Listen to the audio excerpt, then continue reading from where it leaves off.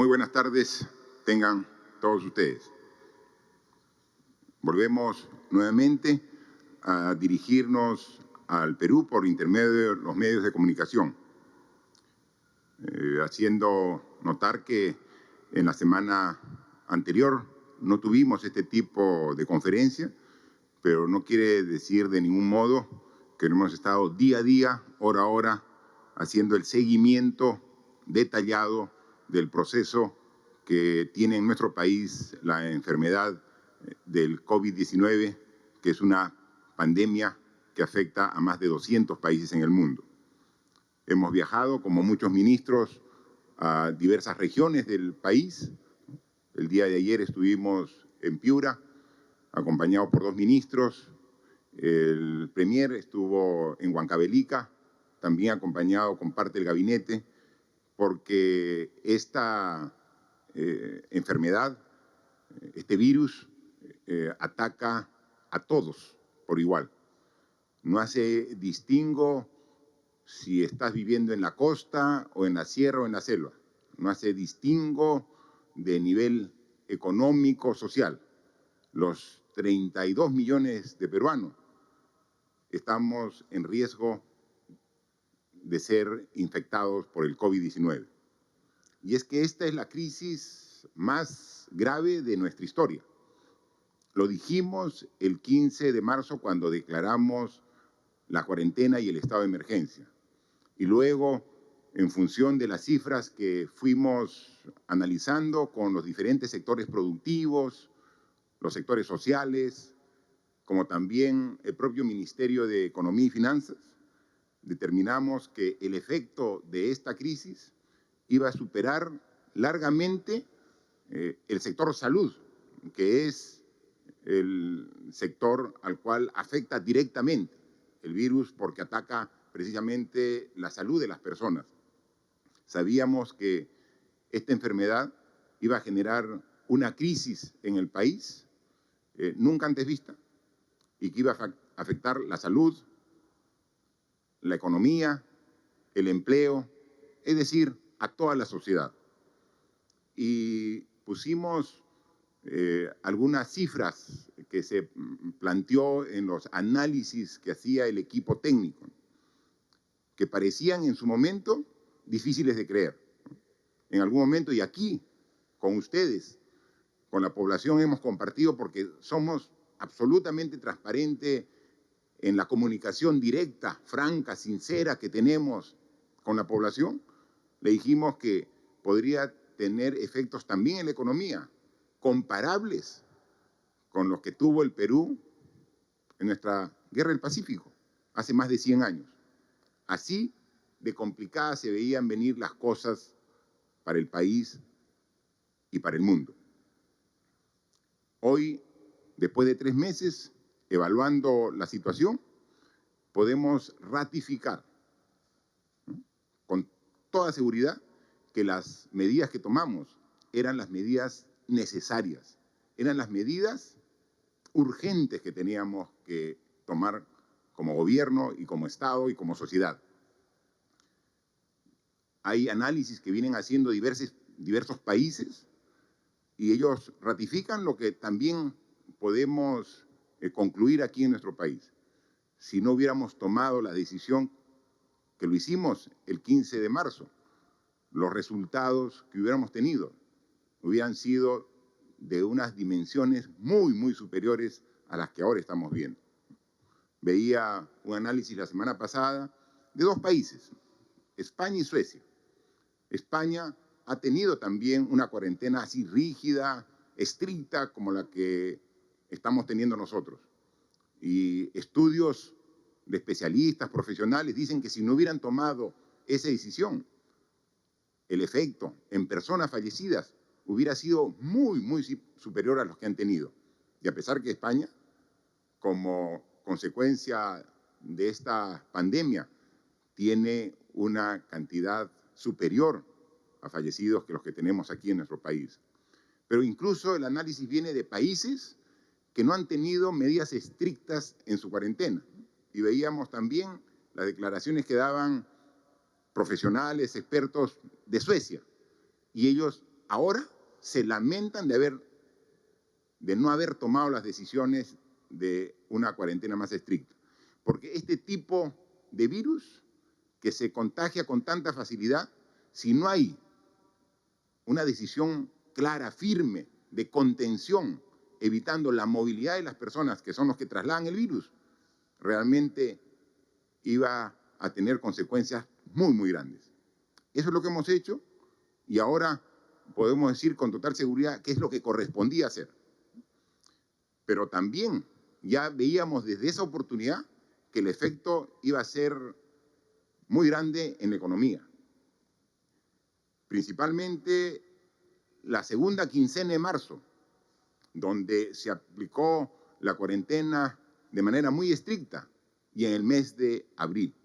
Fue claro que esos meses iban a ser los meses más difíciles en el aspecto económico y en el aspecto también de afectación al empleo. Hoy hemos visto que las cifras que dan de la situación económica del mes de abril ratifican la proyección que había dado y nos había explicado aquí en Consejo de Ministros los directores, los profesionales del Ministerio de Economía y Finanzas, ¿no? Porque principalmente en el mes de abril nuestra economía ha estado trabajando al 44% de su capacidad. Es decir, 56% de la economía estaba parada. Estaba parada respetando, obviamente, las disposiciones que dio el gobierno. Y entonces, con el 44% de la economía, hemos estado sosteniendo el 100% del Perú. Por eso es que en mayo ya comenzamos y dimos el reinicio de algunas actividades económicas en la fase 1, que se nota claramente, y van a darse cuenta cuando salgan los resultados de mayo, y de junio con la fase 2 ya de una manera mucho más clara. Estamos en franco proceso ya de reactivación de la economía. Y podemos decir que con las medidas que se ha tomado en la fase 1 y en la fase 2, este proceso va rumbo a recuperar la capacidad que tenemos de producción en el Perú. En la primera fase tuvimos, y como las propias empresas que querían reiniciar las actividades, tuvimos problemas de índole administrativo. Era muy engorroso el reinicio de las actividades de la fase 1. Obviamente se evaluó, se corrigió, y esta fase 2 es mucho más ágil, ¿no? Los propios empresarios que comienzan nuevamente a dinamizar la economía, a generar puestos de trabajo, pueden dar fe de ello. Es un inicio mucho más rápido y ágil porque es menos burocrático, que es lo que estamos planteando ahora en adelante. Y en consecuencia, tenemos que lograr que la actividad privada, que tuvo que parar, que tuvo que apagar motores por un buen tiempo, ahora los encienda y inicie su marcha con fuerza para generar el trabajo y el crecimiento que hemos perdido en estos meses. Pero así como la actividad privada está poniendo de su parte, nosotros como gobierno tenemos que dar la fuerza adicional que requiere nuestro país en la actividad pública, en la inversión pública.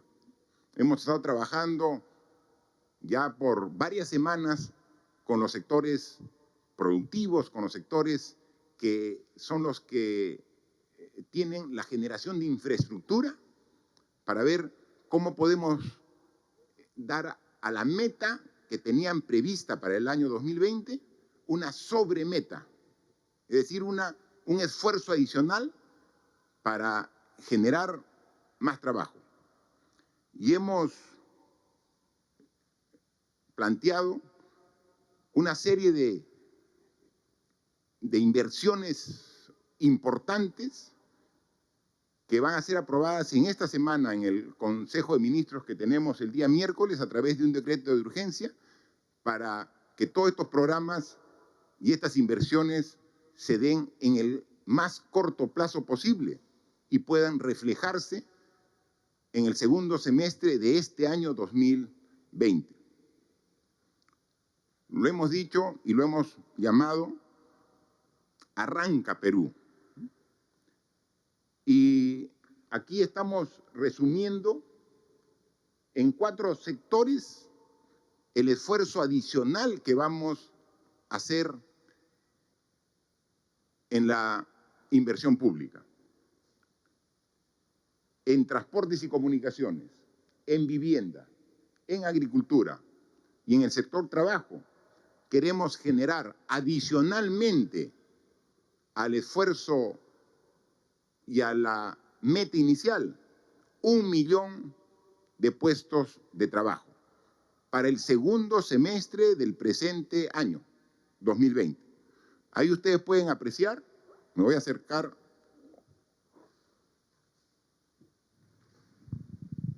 Si ustedes aprecian, en transportes y comunicaciones queremos hacer una inversión de 3.897 millones adicionales a los que tiene el sector. ¿Para qué? Para hacer un mantenimiento de la red vecinal de todas las regiones del país. Cuando uno recorre el país, costa, sierra y selva, desde el extremo norte, en Tumbes, hasta el extremo sur, en Tacna, apreciamos de que hay un tremendo descuido en la red vial vecinal, porque el Ministerio de Transportes normalmente se encarga de la red nacional, las grandes carreteras. Pero sin embargo la red vecinal está completamente abandonada. Vamos a intervenir en 50.000 kilómetros de carretera de la red vecinal en todas las regiones del país, para con una inversión que está cercana a los 4.000 millones de soles, podamos generar más de 500.000 de puestos de trabajo.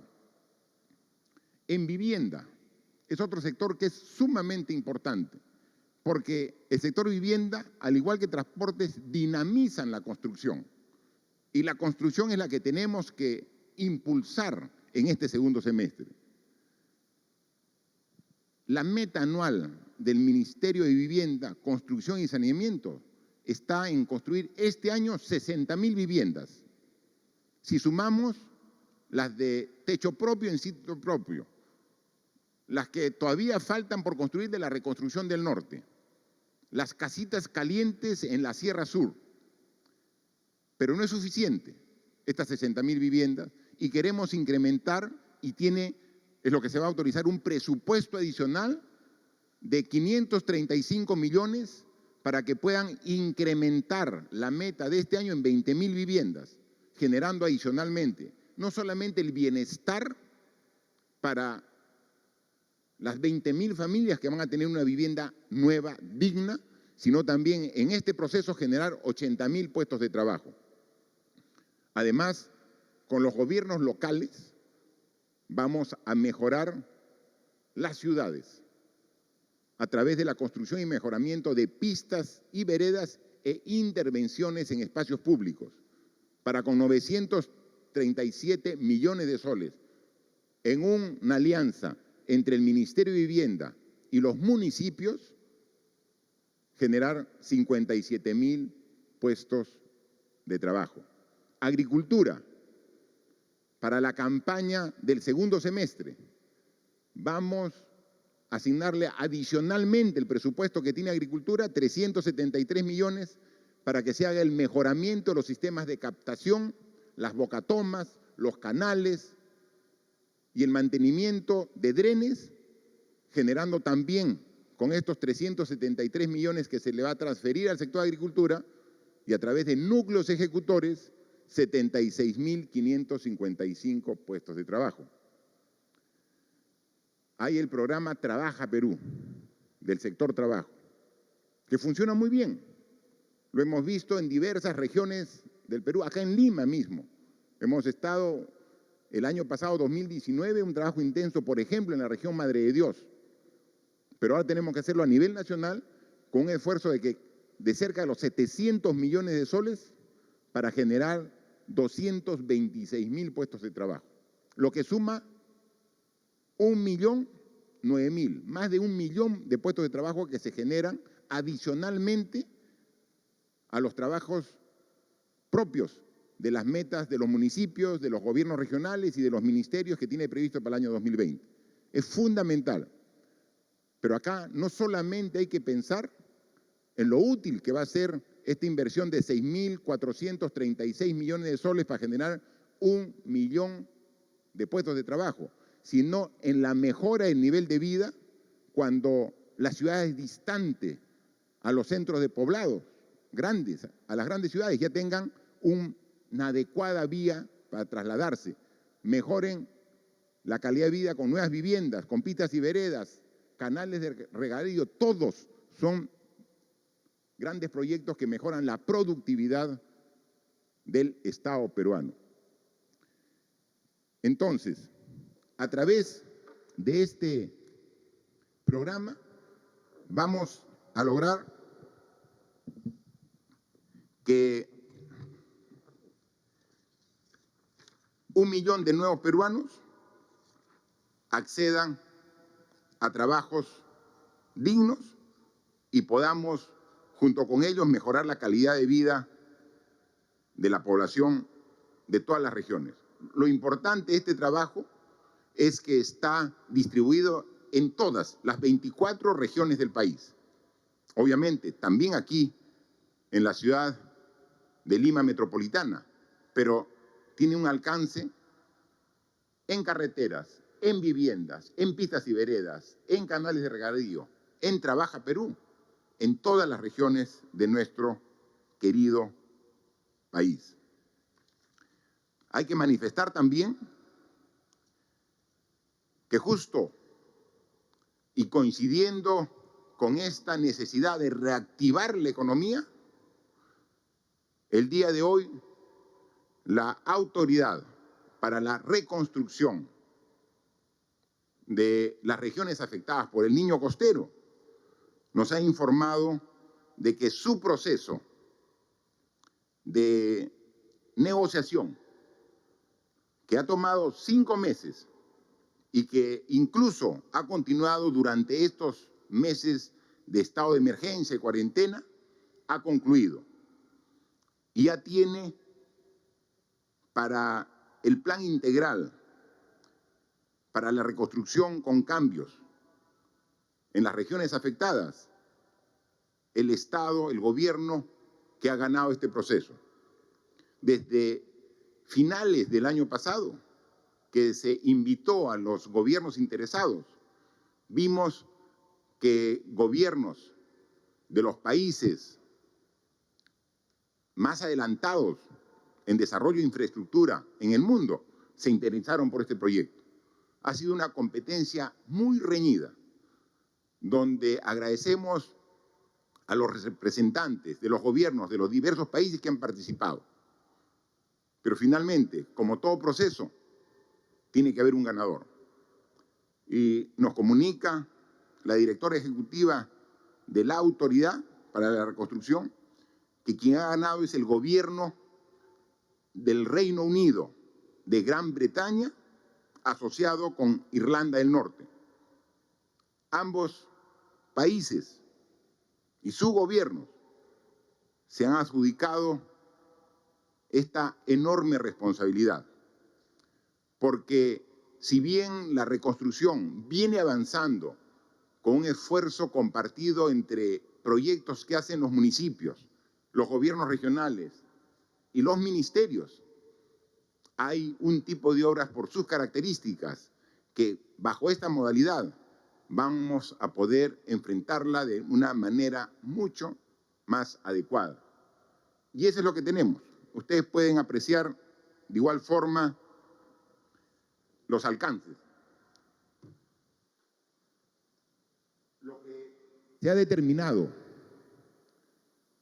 como alcance de este convenio de gobierno a gobierno entre el Perú y el Reino Unido de Gran Bretaña e Irlanda del Norte es para que en salud se encarguen de la construcción de 15 establecimientos de salud, hospitales, en Piura, Lambayeque, La Libertad, Ancash y propio Lima. Además, también, como parte de su responsabilidad, en el sector educación, van a trabajar en la construcción de 74 instituciones educativas, en regiones como Tumbes, Piura, Lambayeque, La Libertad, Ancash, Lima, Cajamarca y Huancavelica. Un tema que es sumamente importante es que por fin vamos a poder trabajar de una manera seria y responsable el drenaje pluvial de las grandes ciudades del norte, que cada vez que hay niños se inundan completamente, afectando a toda su población o a gran parte de su población, que queda bajo el agua, malogrando no solamente la infraestructura pública, las vías, las pistas, sino los domicilios y todos los enseres que hay dentro de los domicilios. Por eso, las regiones y las ciudades de Tumbes, Piura, Lambayeque y La Libertad, en el caso específico de La Libertad es Trujillo, en Lambayeque es Chiclayo, en Tumbes es la ciudad de Tumbes, pero en Piura está Piura, Sullana, Paita y Talara. Van a tener un drenaje pluvial que en futuros fenómenos del Niño no se vean afectadas como en todos los procesos de estas emergencias en el pasado. Pero además, ¿qué cosa es lo que genera el daño? Lo que genera es la lluvia que se traslada en quebradas y ríos de manera descontrolada, y cuando desbordan afectan las ciudades malogrando terrenos de cultivo, carreteras, puentes, colegios, hospitales, viviendas, centros comerciales, cuando desbordan los ríos y quebradas. También se tiene el tratamiento integral de 17 ríos de la costa peruana afectados por el Niño, y las quebradas, que son las que cada vez que ocurre este tipo de fenómenos generan daño y destrucción, ¿no? Incluso aquí, la quebrada de Guaycoloro en Lima, como también, por ejemplo, la de San Ildefonso en Trujillo. Tenemos los ríos que en época de verano, cuando llueve intensamente, se desbordan. Es el tratamiento integral con la descolmatación, el enrocado y el control de avenidas en la parte alta, que incluye este tratamiento integral.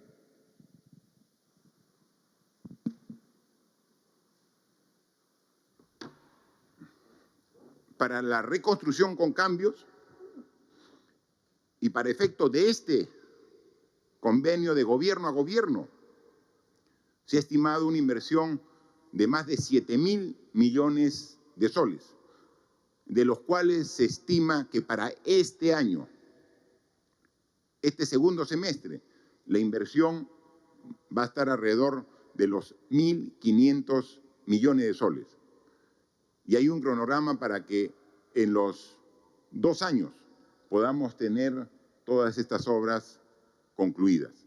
En consecuencia, esta era una necesidad para darle soluciones integrales y no estar, como se ha venido ocurriendo en el pasado, que después de cada fenómeno del Niño solamente se iba a trabajar sobre las consecuencias, pero no íbamos a trabajar cuál es la causa que generaba este gran daño a todas las regiones afectadas.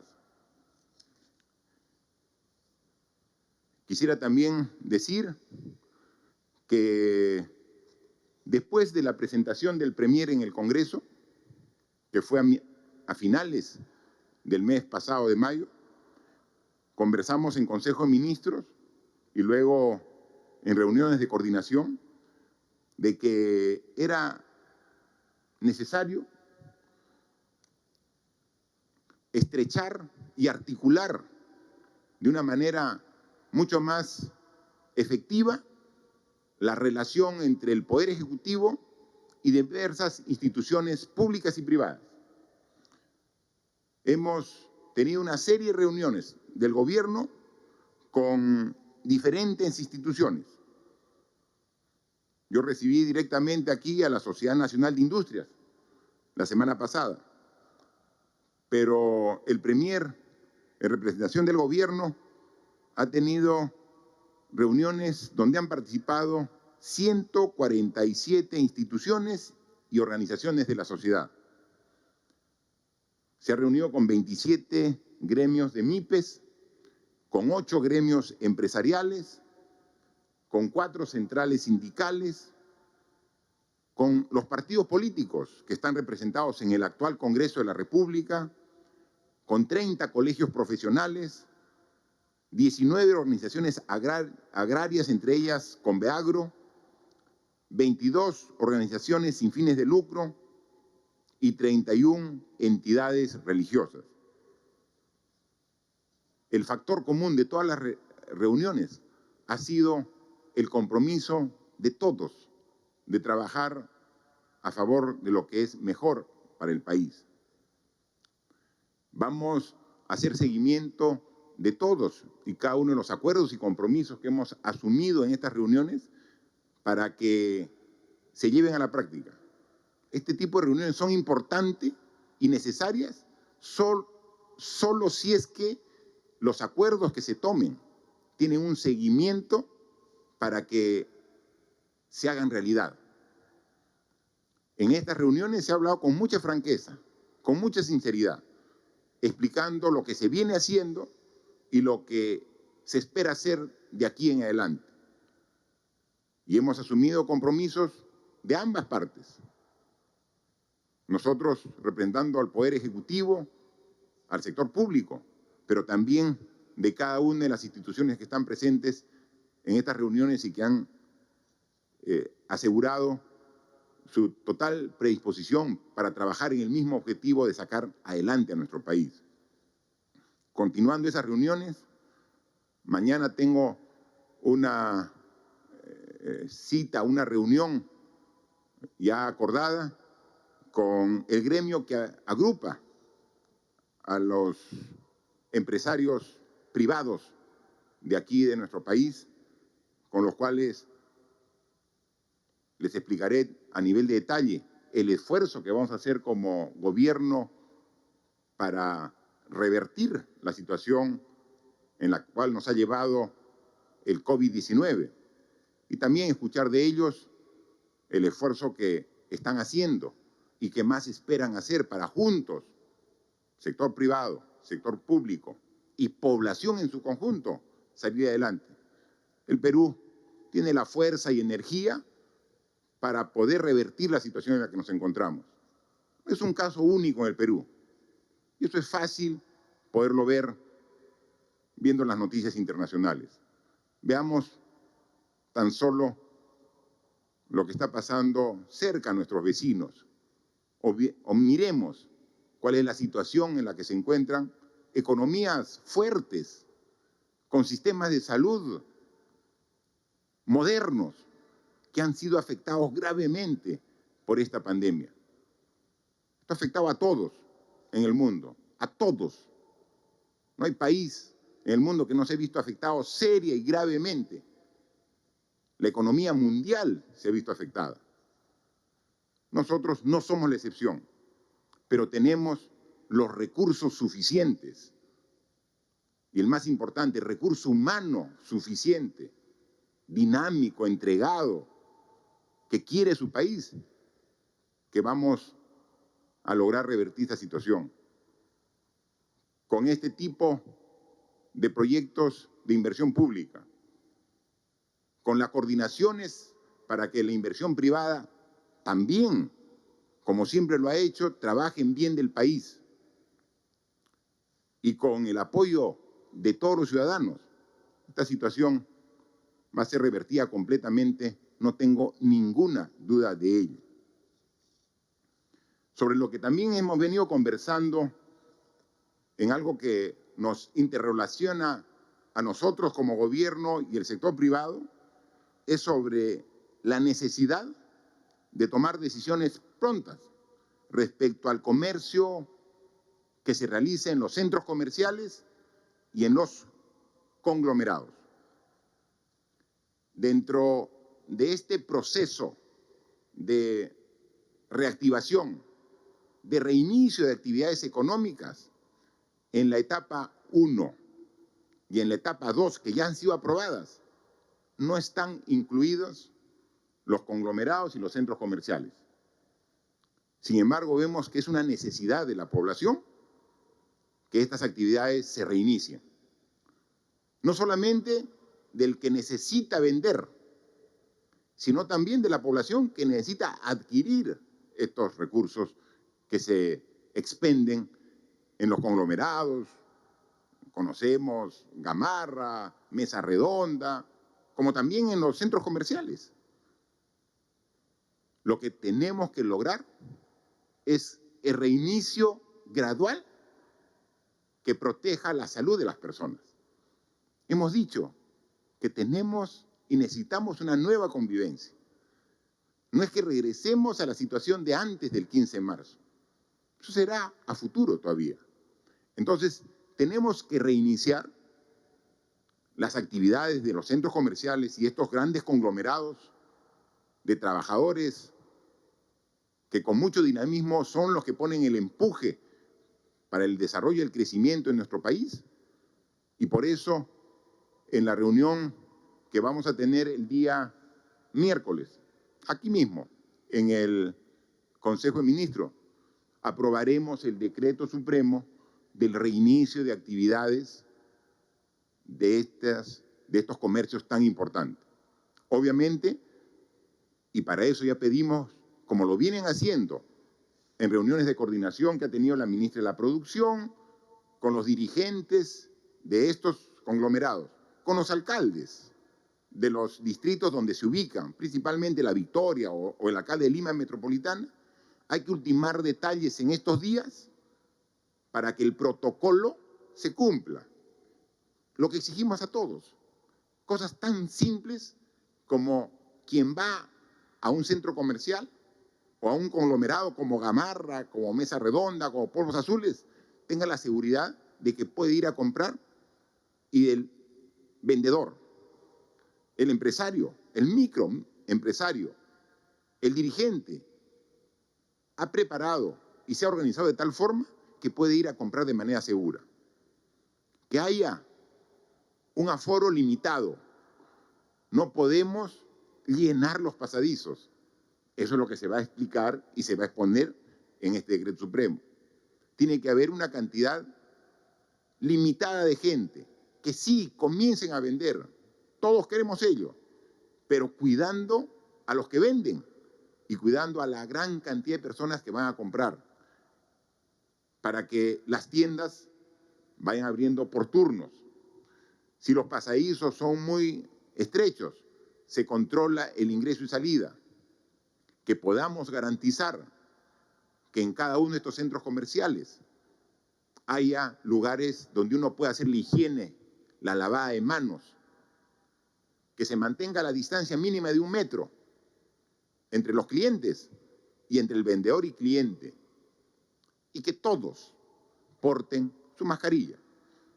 Se dan cuenta que son condiciones simples de cumplir, pero sumamente necesarias de respetar, porque tenemos que encontrar el equilibrio entre reiniciar las actividades, generar puestos de trabajo, reactivar la economía, pero con cuidado del contagio. ¿Se puede hacer? Sí se puede hacer. Y eso depende de todos. No depende solamente de la norma, porque el decreto supremo puede explicarlo todo bien bonito. Pero si usted, señor, señora, no lo cumple, de nada sirve. O sea, tenemos todos que cumplir. Por eso, ahora, nuestro lema es primero mi salud. Si yo me cuido, estoy cuidando a todos los de mi entorno. Si yo me cuido, cuido a mis hijos, a mi esposa, a mis padres, a mis amigos, a mis compañeros de trabajo. No los contagio. O sea, yo me cuido. Cuidándome yo, lo hago por mí, por ti, por el país. Entonces, es fundamental. La primera etapa, la estrategia para enfrentar el coronavirus era quédate en casa. Todos quédense en casa. Pero sabíamos que eso era una etapa temporal, porque no nos podemos quedar indefinidamente todos en casa. Todavía tienen que quedarse en casa las personas que son vulnerables. Los adultos mayores, ellos tenemos que seguir cuidándolos. Y todavía tienen que quedarse en casa un tiempito más, el necesario, toda la gran población estudiantil, porque colegios todavía no van a empezar de manera presencial. Entonces tienen que quedarse en casa. Pero los que sí tienen que salir para trabajar, para adquirir alimentos, o ahora, también con el cuidado del caso, para ir a comprar a los centros comerciales conglomerados, tienen que respetar estrictamente estos 3 requisitos. Para tener primero mi salud, tenemos simple y llanamente que salir con mascarilla de casa, mantener una higiene permanente y mantener la distancia. Eso es fundamental. Mañana de este y otros temas vamos a hablar también con los empresarios que nos reunimos a las 10 de la mañana. Y eso, el día miércoles, a través de la norma legal correspondiente, será aprobada en Consejo de Ministros el decreto supremo para reiniciar las actividades de centros comerciales y conglomerados y el decreto de urgencia donde decimos arranca Perú con estos proyectos en beneficio de todos los peruanos y también de gran generación de puestos de trabajo. Quiero también manifestar que no dejamos de estar pendientes de las cifras. Permanentemente seguimos evaluando la evolución de la enfermedad, la que generó toda la situación en la que nos encontramos, ¿no? Ya vamos a llegar, estamos cerca al 1.400.000 de muestras, exactamente, 1.376.478 personas que han sido muestreadas. Positivas, tenemos 232.992. ¿No? Se han incorporado en el día de ayer 3.256 nuevos casos positivos, ¿no? Es lo que vemos. Pero lo que sí es realmente ya digno de destacar, que a la fecha tenemos personas recuperadas, es decir, que vencieron el COVID y que ahora son, como se dice, los combatientes porque ellos ya superaron al virus, 119.409. 119.409. Es una cantidad superior a los que tienen el virus y todavía están activos. O sea, ahora hay más gente recuperada que gente que todavía está en proceso de superar. Y eso es sumamente importante. Así que vamos con ese esfuerzo. Hay que continuar con todas las medidas. Y para ello seguimos trabajando para mejorar la capacidad de respuesta del gobierno. Ayer estuve en Piura viendo cómo vamos en el avance de la construcción de 500 camas adicionales que estamos construyendo en Piura. Hace 3 semanas, con un decreto de urgencia, dijimos que en un mes teníamos que aumentar la oferta de camas en 5.000 en el Perú, 5.000. Y estamos trabajando, ¿no?, en diferentes regiones, principalmente en las donde el efecto, las consecuencias de la enfermedad son más grandes. Una de ellas es la región Piura. Ahí se está construyendo 500 camas hospitalarias. Ayer estuve en el Hospital Cayetano Heredia, donde estaban 100 nuevas ya terminadas y que esta semana empezaba la Marcha Blanca a disposición. Y así en muchas regiones. Ayer yo estaba, el premier ha estado en Huancavelica, y así estuve primero en Tumbes, inmediatamente empezó la pandemia, y declaramos en estado de emergencia, viajamos a Tumbes, luego hemos estado en Tacna, Moquegua, Madre de Dios, en Puerto Maldonado, a diferentes regiones de costa, sierra y selva, ¿no? Esta semana tenemos previsto estar en Pucallpa, en Ucayali, y seguimos recorriendo las diferentes regiones del Perú. Hay que mejorar día a día la capacidad de respuesta en cuanto a, 1, camas de hospital; 2, camas UCI; 3, medicamentos. Hemos comprado ya más de 1 millón de dosis de tratamiento que han sugerido el comité de expertos. El comité de expertos, los médicos y médicas de mayor conocimiento del país, que ha sido convocado por el Ministerio de Salud, han recomendado un tratamiento. Se ha adquirido esos medicamentos y cada semana nos llegan lotes aproximados de 200.000 tratamientos, porque uno los adquiere, pero no te lo dan el millón completo de tratamientos. Te dan alrededor de 150.000 a 200.000 tratamientos semanales. Inmediatamente llegan. Nosotros los distribuimos a los diferentes hospitales, como también a las regiones. Pedimos, por favor, a las regiones que inmediatamente les lleguen a sus almacenes, los distribuyan a sus hospitales y centros de salud. Ayer he estado en el almacén de Piura y he visto que están distribuyendo, pero todavía tienen medicamentos. Y comentaba a los funcionarios que el esfuerzo que hacemos todos no es completo si el medicamento se queda en el almacén. El medicamento tiene que estar a disposición del paciente, en el equipo de respuesta rápida, en el centro de salud, la atención primaria, que estamos ya con mucha intensidad en todas las regiones del país y también en los grandes hospitales. O sea, medicamentos ya hay. Lo que falta es la adecuada distribución hasta el último centro de salud para que podamos llegar a la población, ¿no? Y ahí he visto y he verificado los medicamentos, la hidroxicloroquina, la ivermectina, acitromicina, que son los medicamentos. Yo soy ingeniero, no soy médico, simplemente tengo que ahí seguirme de las recomendaciones que hacen los expertos que están reunidos a través de un comité. Se ha hecho la adquisición y ya están en este proceso para la distribución completa. Estuve aquí también en Lima recorriendo, estuve en un comedor popular, muy contento y satisfecho de ver el entusiasmo que ponen las señoras en los comedores populares. Estuve aquí en Caraballo, fui exactamente al comedor popular Melchorita. Estaba ahí a cargo la señora Nelly. Mis saludos a la señora Nelly en Caraballo.